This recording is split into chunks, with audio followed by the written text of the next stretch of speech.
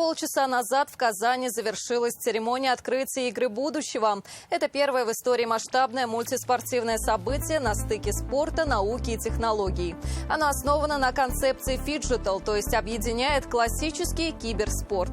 Казань на 2 недели станет местом притяжения туристов со всего мира. Уникальные соревнования соберут больше 2000 участников из 107 стран. 21 дисциплина, 9 соревновательных площадок, призовой фонд $10 миллионов. Все это привлекло профессиональных спортсменов и киберспортсменов, которым пришлось осваивать навыки друг друга. Накануне участники уже сразились в одной из старейших компьютерных игр, которая появилась в СНГ, Warface. В 2013-м она вошла в Книгу рекордов Гиннесса, собрав на одном сервере наибольшее количество игроков. Также в программе популярные Dota 2, Counter-Strike, симуляторы футбола, баскетбола, хоккея, а затем матчи уже с реальным мячом и клюшкой. Здравствуйте, это новости Татарстана. В студии работает Регина Ягудина. Это был очень насыщенный на события день. Сейчас подведем его итоги. О масштабе церемонии открытия турнира «Игры будущего» можно судить не только по двухчасовой трансляции на Первом канале и грандиозному шоу. Достаточно привести некоторые цифры. В Казани-Экспо находится президент России, 5 президентов иностранных государств, вице-президент Зимбабве, вице-спикер парламента КНР, 8 официальных делегаций, 2 вице-премьера, 11 министров из других стран, 17 послов. Татарстанцам есть с чем сравнивать. Мы уже видели церемонию открытия университета, чемпионата по водным видам спорта, и это была не менее грандиозной. И впервые в фиджитал-формате Вероника Гайнудинова стала свидетелем исторического события. Привет! Мой ник Страта. Я научу вас думать на несколько шагов вперед. Такого еще не видела ни одно международное спортивное первенство. Чемпионат начинают виртуальные герои. К ним подключаются реальные спортсмены. Игры будущего размывают все границы.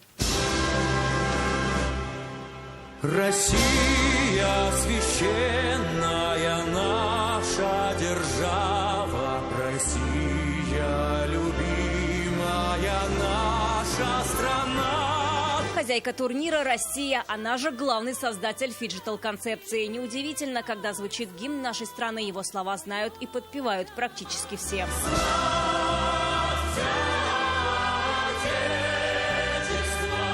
За церемонией первых игр будущего следит вся планета. Немногим посчастливилось увидеть это вживую. Среди них первые лица и представители десятков государств и президент нашей страны. Рад приветствовать в России пионеров фиджитал-спорта. В приветственном слове Владимир Путин отмечает, Россия всегда была спортивной державой и выступала за справедливый спорт без дискриминаций. Славилась учеными и сильной научной школой, поэтому логично, именно в нашей стране зародились игры будущего. Символично они проходят в Казани, где мировые события всегда проводят на высшем уровне. Мы гордимся высочайшим уровнем организации самых ярких, масштабных международных спортивных соревнований. И многие из них прошли именно здесь, в Казани. Этот город, как и весь Татарстан, в полной мере соответствует содержанию, духу игр будущего. Самобытный, многонациональный, богатый культурами разных народов, он свято хранит наследие предков. И при этом всегда открыт новому, смело берется за самые сложные, новаторские проекты и блестяще их выполняет. Спортивная сфера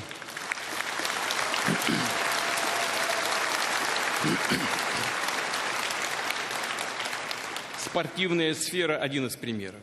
Созданные в Татарстане к мировым первенствам спорткомплексы и арены широко востребованы людьми всех возрастов, служат массовому спорту, развитию которого в России уделяется огромное внимание. Это один из государственных наших приоритетов. Владимир Путин предоставил слово президентам иностранных государств. Первым на родном белорусском гостей приветствует Александр Лукашенко. Наперед у будущему, сябры. Затем на казахском теплые пожелания высказал Касым-Жомарт Токаев, а уже на русском предложил провести следующие игры будущего в Казахстане.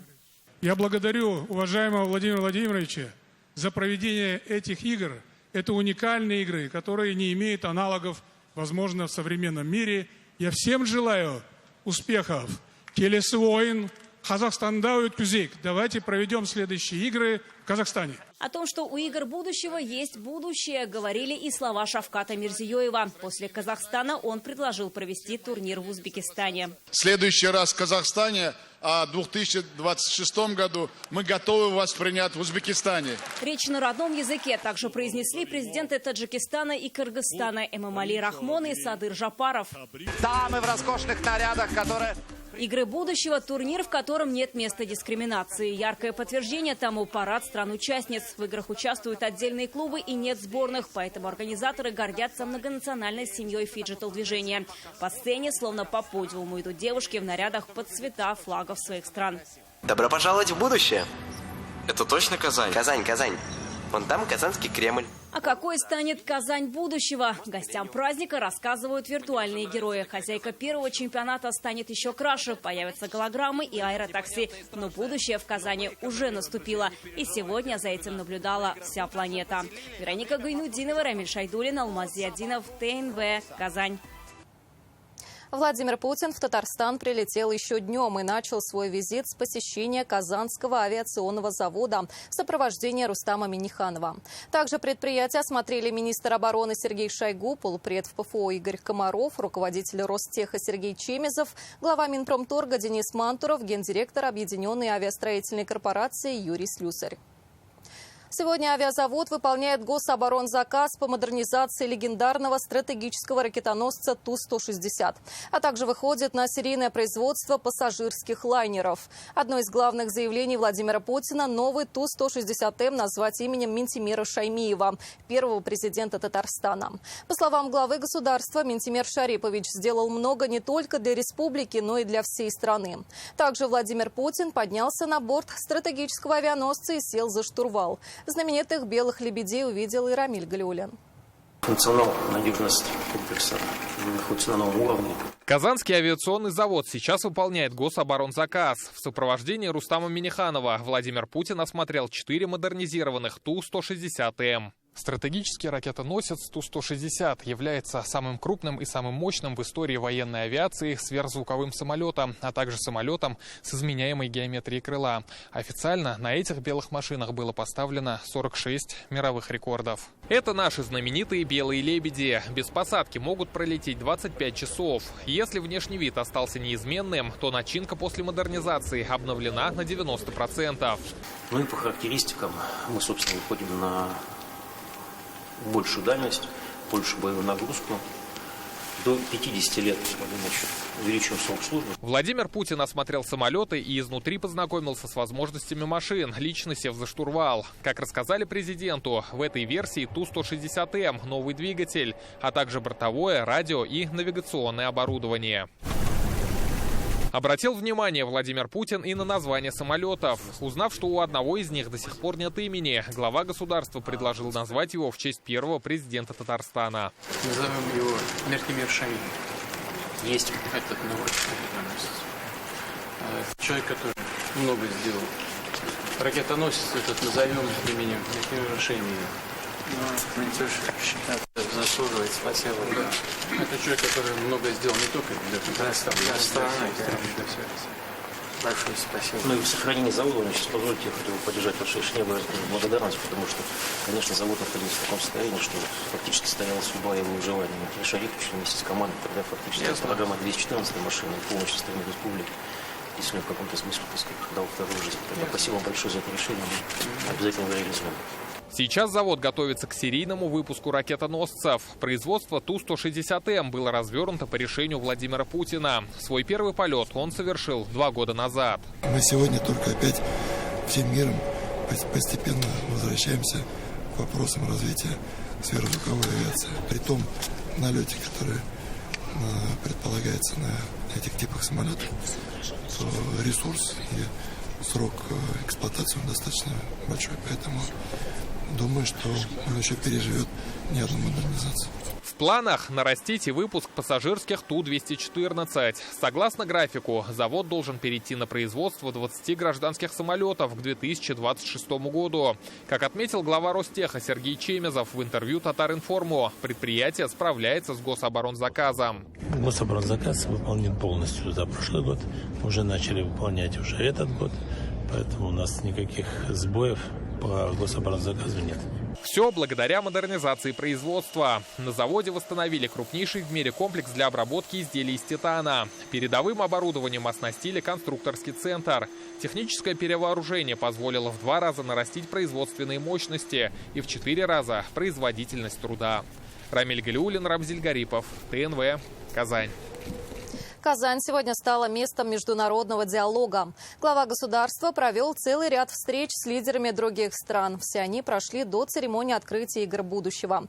Говорили о сотрудничестве, уникальном турнире и его перспективах. Все гости пожелали успешного проведения состязаний и роста их популярности в мире. Подробнее Лина Зинатуллина. Уважаемый господин президент. Центр Казань-Экспо сегодня стал и площадкой высоких переговоров. Владимир Путин встретился с президентом Республики Сербской государственного образования в составе Боснии и Герцеговины Милорадом Додиком. Глава государства поблагодарил его за поддержку регулярных отношений с Россией и наших начинаний, в том числе игр будущего. Я, честно говоря, не очень чувствую, как это будет выглядеть, но то, что я видел, мне интересно. Молодые люди увлекаются этими видами спорта. И уже хорошо, что уже от компьютера молодые люди приходят к активным действиям на спортивных площадках. Все это вместе дает такой очень любопытный результат. Но в любом случае это доброе, хорошее мероприятие, абсолютно гуманитарного характера. И мы очень рады видеть здесь наших друзей. Милорад Додик поблагодарил Владимира Путина за приглашение и личную встречу. Действительно, я подтверждаю хорошие отношения, которые Республика Сербская выстраивает и развивает с российским государством, прежде всего благодаря вам. Хотел бы вам сказать, что наш народ сегодня с нетерпением ожидает этой встречи и будет гордиться этой встречей. На встрече с президентом Кыргызской республики Садыром Жапаровым Владимир Путин поблагодарил его за внимание к развитию русского языка в стране. Обсудили сотрудничество России и Кыргызстана. Говоря об играх будущего, президент России отметил, молодые люди во всем мире любят такие виды спорта, и мы с удовольствием создали для них условия. Мы постарались, чтобы старт был достойным. Молодые люди во всем мире любят эти виды спорта, и мы с удовольствием создали для них условия для того, чтобы они могли посостязаться друг с другом. Хотел бы пожелать успешного проведения данного уникального мероприятия, а также выразить уверенность, что оно получит широкое международное признание и завоюет сердце любителей спорта. Это наша первая встреча в новом году, Владимир Владимирович.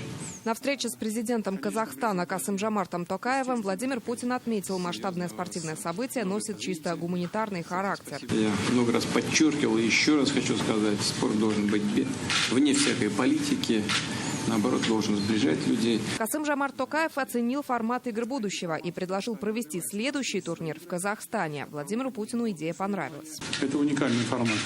И мы привезли сюда солидную команду, надеемся на определенные положительные результаты. Вообще вот этот IT-сектор, IT-формат в Казахстане развивается. У нас есть свои игры, проводим международные соревнования.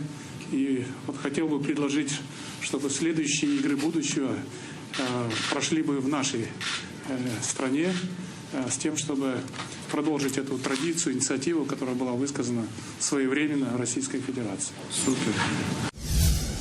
Делегация спортсменов участвует в играх будущего и от Узбекистана. Владимир Путин поблагодарил президента Шавката Мирзиёева за визит на церемонию открытия и отметил, состязания получились масштабными. Больше 100 стран. Да, 104 страны. Такое представительство большое очень. Но я знаю, что есть спортсмены и из Узбекистана, по-моему, по 5 дисциплинам. Да, это по 50, 19 человек первый раз. Да. Ну, это, на мой взгляд, действительно может быть весьма интересно для всех любителей вот этих необычных, прямо скажем, но перспективных очень направлений в спорте. Президент Таджикистана Имомали Рахмон отметил хорошую погоду в Казани и поблагодарил за приглашение на игры. Владимир Путин признался, пока на подобных соревнованиях не бывал. Не буду скрывать, никогда не видел вживую соревнования по этим смешанным видам спорта. Надеюсь, что это будет интересно. Но я знаю, что есть представительство и из Таджикистана. Вместе посмотрим. Большое спасибо еще раз за приглашение. Желаю успеха. Успеха во всем. И прежде всего вам крепкого здоровья. Со всеми главами государств также обсудили двухсторонние отношения и сотрудничество по разным направлениям. Лина Знатульна, ТНВ, Казань. Следующие игры будущего готовы провести Арабские Эмираты. Александр Лукашенко и Садыр Жапаров награждены орденом «Дружба Дуслык». Награды вручил Рустам Минниханов. Сегодня раис Татарстана провел встречи с главами и представителями государств. Как отметили, игры будущего – это хорошая возможность встретиться, обсудить и наладить сотрудничество. Репортаж Дмитрия Аринина. Награжден Лукашенко Александр Григорьевич. Беларусь – один из ведущих зарубежных партнеров Татарстана, поэтому эта награда белорусскому лидеру вполне логична. Рустам Минниханов отдельно поблагодарил Александра Лукашенко за визит на игры будущего.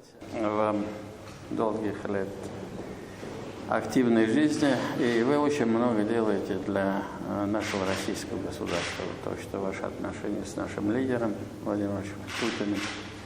И мы увидели санкции, кто друг, кто попутчик. Также Рустам Минниханов напомнил, что посещал Беларусь в апреле и поблагодарил Александра Лукашенко за плодотворную встречу и хорошо организованную деловую программу. Президент Беларуси оставил запись в книге почетных гостей и подарил раису республики ручку с золотым пером с пожеланием подписывать свои самые лучшие решения. Татарстан, он нам близок тем, что это территория России, самая развитая, я считаю. Это уровень развития не ниже, чем Беларусь. Мы хотим с вами сотрудничать, потому что это высокий уровень развития, потому что есть с кем разговаривать, люди понимают, управляемость очень высокая, хозяйский подход. Ну, это, наверное, и у Мунтимира, и у вас эта жилка, как я говорю, у меня крестьянская. Орден Дуслык Рустам Минниханов вручил и президенту Кыргызской республики Садыру Жапарову. Раис республики поблагодарил главу государства за открытие в Казани консульства. Как отметили на встрече, нас связывают тюркские корни, общие традиции и ценности. Товарооборот между Татарстаном и Кыргызстаном по итогам 9 месяцев минувшего года составил почти $100 миллионов. Наша республика готова делиться наработанным опытом создания инфраструктуры для развития бизнеса. Взаимоотношения между Кыргызстаном и Татарстаном развиваются в динамичном ключе. Мы высоко ценим наше доверительное и плодотворное взаимодействие. Садыр Жапаров предложил увеличить места в вузах Татарстана для студентов из Кыргызстана. Также в этой стране будет открыт филиал КФУ. Очень серьезно вместе поработать. В вопросах образования у нас 400 студентов из Кыргызстана. Надо посмотреть, увеличить количество. Есть идея, если вы поддержите, все-таки готовить специалистов. Нам нужны специалисты для наших предприятий.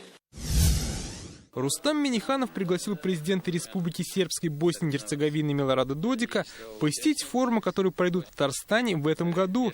Сейчас товарооборот с этой страной невысокий, и раис республики предложил активизировать сотрудничество. Гостей пригласили в Иннополис и университет, чтобы показать возможности и перспективы в области IT. Нам необходимо посмотреть образовательные программы, обмен студентами, обмен преподавателями. Посмотреть спортивные наши контакты, расширить их. Ну и, конечно же, туризм. Милорад Додик пригласил Рустама Минниханова посетить город Баня-Лука, второй по величине в Боснии и Герцеговине.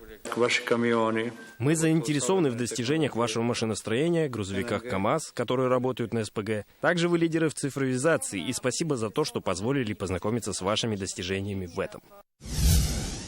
Следующие игры будущего готовы провести Объединенные Арабские Эмираты. Об этом на встрече с Рустамом Миннихановым заявил министр образования, председатель Главного управления по спорту этой страны Ахмад Бельхуль Аль-Фаласи. Ваша идея, она прекрасна, когда показываешь, что вместе идут физические возможности и возможности мозга человеческого. И мы с радостью бы провели следующие игры будущего в ОАЭ. Благодарю Российскую Федерацию за такой подарок всему международному сообществу. Рустам Минниханов поблагодарил гостя за сотрудничество и отметил, с Эмиратами наша республика тесно взаимодействует в индустрии халяль. Также Татарстан стал одним из пилотных регионов по внедрению исламского банкинга. Игры будущего же, как отметил Рустам Минниханов, призваны дать молодежи гармоничное развитие. Когда ты играешь, а потом покажи себя, как ты на площадке будешь выглядеть.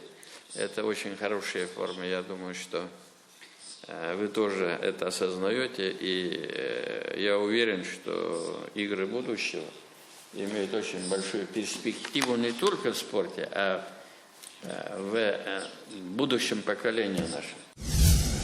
Сотрудничество с Китаем – пример того, как должны строиться межгосударственные отношения в современном мире. Это отметил Рустам Минниханов на встрече с Чень У, заместителем председателя Всекитайского комитета Народного политического консультативного совета. Внимание лидеров наших стран к двусторонним связям открывает немалые возможности для регионального сотрудничества, в том числе это касается нас. Чень У поздравил с проведением значимого мирового события и отметил, что очень рад посетить Казань и познакомиться с богатой историей города. Наши отношения динамично, здорово, стабильно развиваются вперед. Для нас все члены нашей делегации очень рады с вами познакомиться. Мы очень рады побывали в красивом городе Казань, столице Татарстана.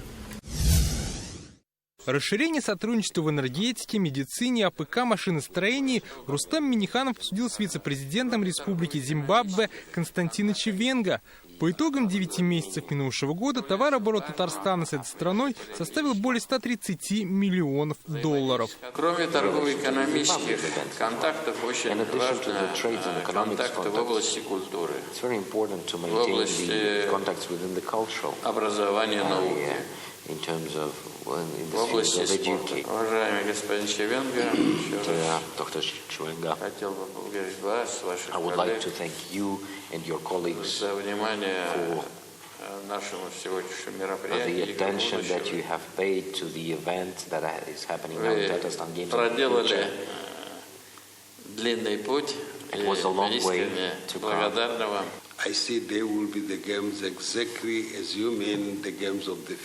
Я посетил вчера, посмотрел одно из соревнований лично вчера на объекте.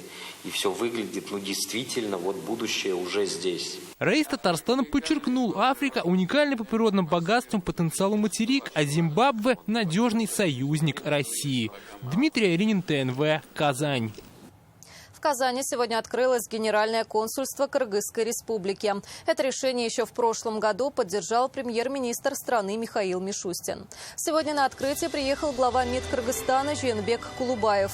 Консульский округ охватит сразу 6 республик и 1 область. Это Татарстан, Башкортостан, Мари-Эл, Мордовия, Чувашия, Удмуртия и Ульяновск. Создание генконсульства поможет расширить торгово-экономические и культурные связи между странами. Будет содействовать благоприятному и законному пребыванию в России граждан этой страны.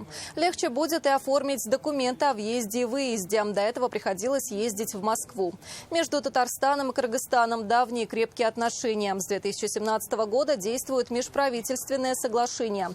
Из Бишкека в Казань есть прямые авиарейсы. Товарооборот между республиками более 160 миллионов долларов. Сейчас в Татарстане проживают более 12 тысяч киргизов. Открытие нашего генерального консульства, наша миссия будет мостом между Бишкеком и Казанью, где они будут проводить работу по экономической части, по инвестиционной части и по культурно-гуманитарной части. Вчера нам давали статистику, что в Татарстане обучается более 400 наших студентов. Мы считаем это мало. И мы вчера тоже обговорили, что возможность увеличения в сфере образования наших студентов и возможной подготовки специалистов в Татарстане. На протяжении последних лет между Кыргызстаном, Российской Федерацией, в том числе Татарстаном, стабильно наращивается внешнеторговый диалог, в том числе с нашей республикой, расширяется номенклатура товара для взаимной торговли, и, безусловно, появление генерального консульства будет активно способствовать этому процессу. Некоторые дисциплины игр будущего проходят только в диджитал-формате. Старт таким соревнованиям дали сегодня в IT-парке имени Башира Рамеева. Команды соревнуются в российской компьютерной игре «Мир танков». Ей уже 14 лет. Она одна из самых популярных в России, известная в мире. 8 команд разыграют призовой фонд в $500 тысяч. Каждая из команд прошла большой отбор, чтобы выиграть путевку на игры будущего. Вероника Гайнудинова узнала тонкости игры. IT-парк имени Башира Рамеева принимает киберспортсменов игры «Мир танков». Это российская компьютерная игра, поэтому соревнуются только игроки из нашей страны. Старт киберсоревнованиям дали команды «Райз» и Synergy Oil Gas. Контроль первой-второй линии, ну а «Райзы» мы видим, что 5 танков. Сцена их соревновательная площадка. В каждой команде по 7 человек. Задача уничтожить танк соперника. Играют до 5 побед. Synergy Oil Gas выиграла в сухую. Кирилл Мишутин – капитан. Он из Казани. Говорит, дома и стены помогают. Команде также игроки из Москвы, Санкт-Петербурга, Новосибирска, Луганска, Архангельска. Подготовка к турниру была серьезная. Парни хороши не только за клавиатурой, но и занимаются спортом. Каждый день тренировки по 3-6 часов. Готовились, общались, тренировались. Как и физический спорт, у нас присутствовал в команде также. Ходил в спортзал после тренировок с компьютером, чтобы приводили себя в форму. Весь турнир до финала в этой дисциплине только виртуальный. В суперфинале команды выберут один из физических видов спорта – футбол, баскетбол или лазертаг. Для нас это что-то новое, скажем так.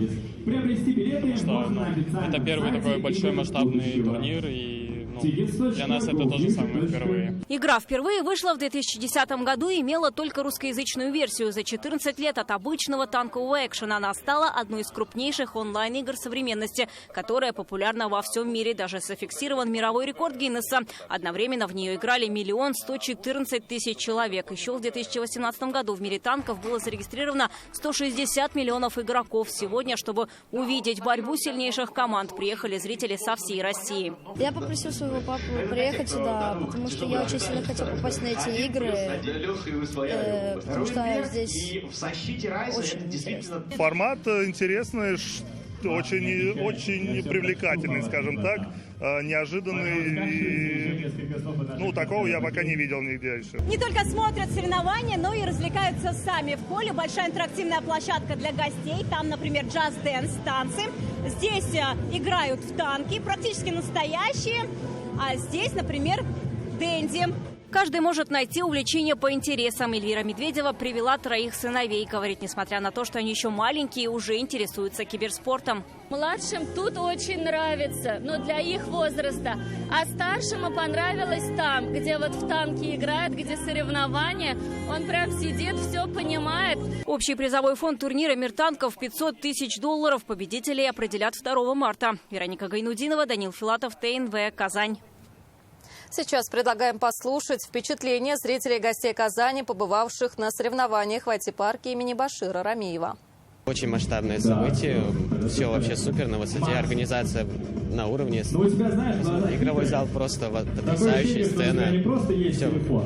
Надеюсь, что будет проводиться это почаще, хотя бы раз в год, потому что огромная мотивация, чтобы сюда попасть. Мне очень нравится, мне нравится организация, нравится атмосфера киберспортивная. Такого, по крайней мере, в моей истории такого не было. Не смогли проигнорировать, пропустить такое масштабное мероприятие в нашем городе. Очень рады, очень гордимся.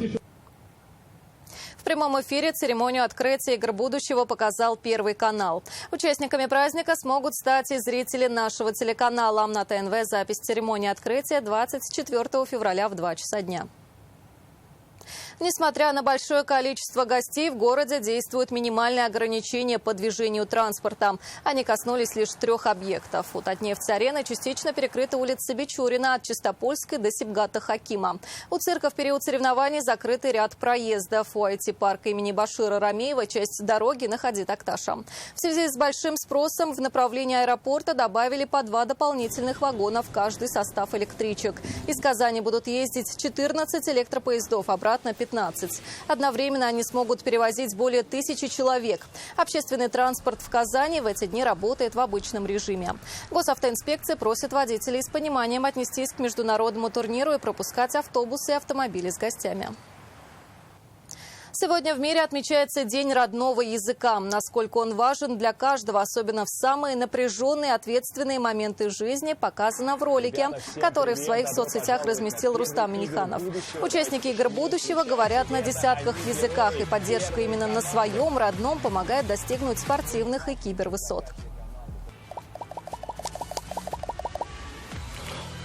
Посмотрите, как поменялась игра команды, какой напор. Ребята получили долгожданный звонок от мамы, как родной язык помогает команде просто восстать из пепла. И стремляются ребята к трону, получается все у них, делают минус. Буквально секунды отделяют их от победы. 3, 2, 1. Да, это первые чемпионы игр будущего. Поздравляем эту пятерку невероятно талантливых игроков. Символично, что в День родного языка на церемонии открытия все главы государств приветствовали участников и зрителей на родном языке. Это была идея Владимира Путина. И ее поддержали все президенты. Речь на разных языках звучит на всех соревновательных площадках. Участники игр будущего присоединились к празднованию Дня родного языка. Mashindano ni mazuri sana na ni mashindano ambayo yatakuja kuifanya dunia ibadilike kimichezo. Matarajio yetu ni kwamba maandalizi yamekuwa mazuri sana na tumefurahi sana. Enentino yeda kazana asemwa ye juma bebre yenyina ye ni aje ho enentini ye boma baso kazan for my idea pa. Nawapenda sana, nawatakia michuano mema. Game of the future ipo kwa ajili yenu. Tumependa maandalizi yanavyoendelea hapa na nawapenda sana. I love you sana. Nawapenda sana.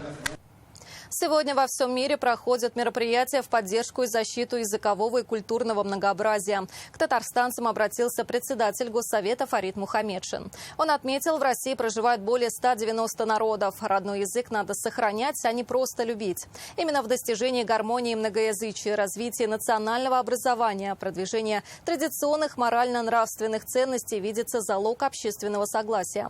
Международный день родного языка Фарид Мухамедшин всем пожелал изучать и говорить на родном языке, языке матери, отца, бабушки и дедушки. Сегодня в Казани презентовали толковый словарь татарского языка.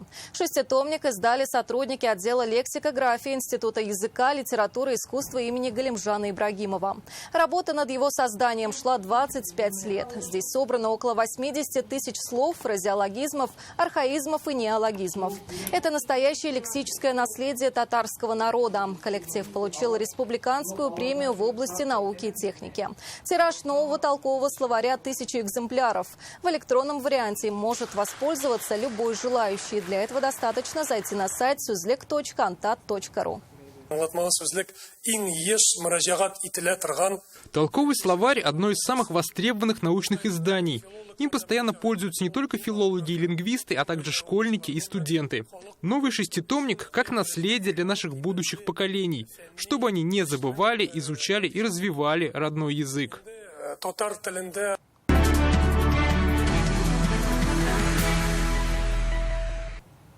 На этой неделе на телеканале ТНВ начались дебаты представителей кандидатов в президенты России.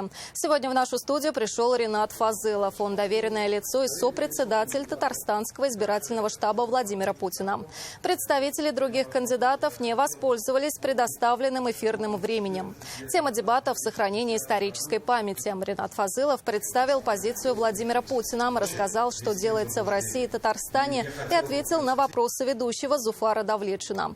Предвыборная агитация на нашем канале будет идти до 15 марта по будням в 11:00. По вторникам и средам это дебаты, в другие дни трансляция видеороликов кандидатов. Первые дебаты на важную и актуальную тему – это сохранение исторической памяти. Я как доверенное лицо Владимира Владимировича Путина, хотел донести до наших граждан, сколько сделано в этой области в нашей стране, что предстоит сделать. Было все удобно, все замечательно, были интересные вопросы заданы ведущим. Сегодня в региональном избирательном штабе Владимира Путина состоялась встреча активистов с участниками СВО и волонтерами. Это разведчица-снайпер Марта Макарова с позывным «Алекс» и Людмила Волкова из волонтерской организации, оказывающей помощь бойцам и жителям новых территорий. Они рассказали о своей службе и работе. По словам спикеров, именно мощная помощь с тыла обеспечит победу на передовой. Хотели показать, что это праздник не только мужской, но и женщины участвуют у нас и в специальной военной операции, и помогают с гуманитарной помощью. Попытаемся донести важность гуманитарной миссии, как важно оставлять за собой крепкий тыл каждому бойцу. Важно чувствовать, что рядом есть люди с гуманитарной помощью, которые всегда помогут. Очень много женщин на СВО, как медиков, поваров, куча всего, что девушки там с 2014 года воюют вот уже 10 лет, так что это огромная заслуга их тоже. Кандидаты в президенты России сейчас активно посещают города страны. Николай Харитонов из КПРФ Ярославля ознакомился с работой комбината технических тканей «Красный Перекоп». Здесь же состоялась встреча с жителями города. Лидер ЛДПР Леонид Слуцкий вместе с депутатами посетил могилу военного корреспондента Бориса Максудова на Троекуровском кладбище в Москве. Он погиб на съемках в Запорожской области осенью прошлого года. Представитель партии «Новые люди» Владислав Дованков находится в эти дни в Кабардино-Балкарии. В городе Нальчик ему показали центральный рынок. Он пообщался с бизнес-сообществом и горожанами. И сегодня в честь открытия игр будущего Казанская телебашня окрасилась в цвета игр будущего. Тематическое оформление казанцы и гости города смогут увидеть до 3 марта. Башню включают в 5 вечера и горит она до 11 ночи. Это прекрасная фотолокация, чтобы запечатлеть этот день в своих фото. Это были все новости на этот час. Сейчас с прогнозом погоды познакомит Динар Батрудинов. Я же с вами прощаюсь. Всего доброго.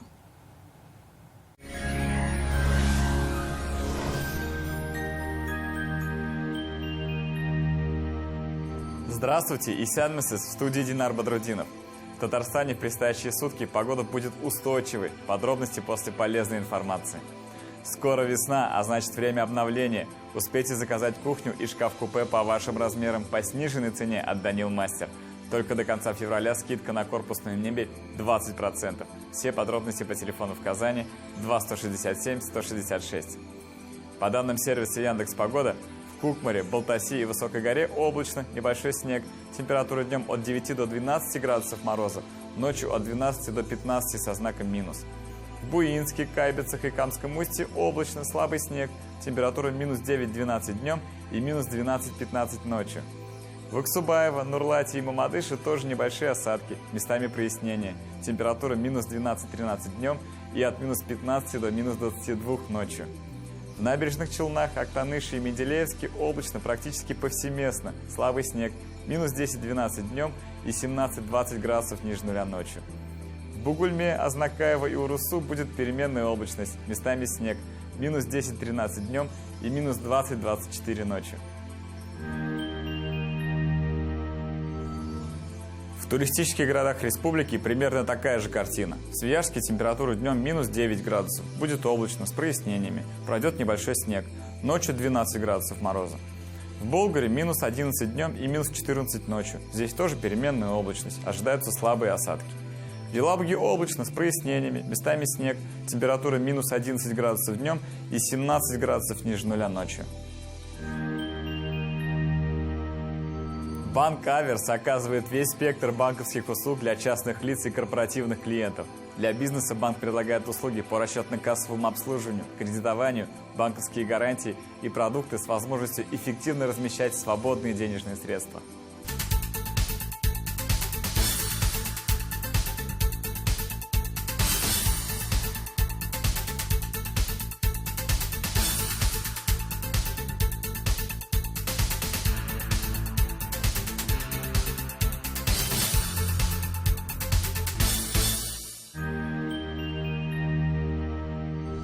В В Казани также наблюдается довольно устойчивая погода. Пройдет небольшой снег.